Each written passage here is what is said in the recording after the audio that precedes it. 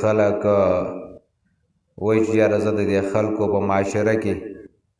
عزتمن ښکاره شوی نو څنګه ښکاره کېږم به نو دا وظیفه د یو سړی ډېره کوي یا ودودو یا ودودو یا ودودو او یا داسې دې وکړي دا الودود لفظ د الله دا اسم دا صفتي نوم دی د الله او دا نوم دی په یو ریخمه کپړه باندې 37 کرته 30 کرته دی ولیکي او ځان سره د محفوظه کړي انشاءالله العزیز د خلکو معاشره کې به د خلکو زړونو کې به د سره محبت او مینه پیدا شي او ناجایز نه ګوري جایز خلکو معاشره کې به درون ښکاري عزتمن به ښکاري مخلوق ته به ښه ښکاري د دې د وجې نه دا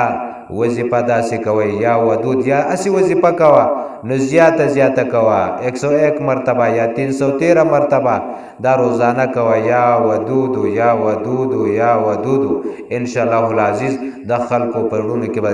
ستا سره محبت او مینه پیدا کیږي نو دا وظیفه زیاته کوئ چې معاشره کې د انسانانو په مخ کې سپک او بې عزته او بې شرمه نه ښکارېږئ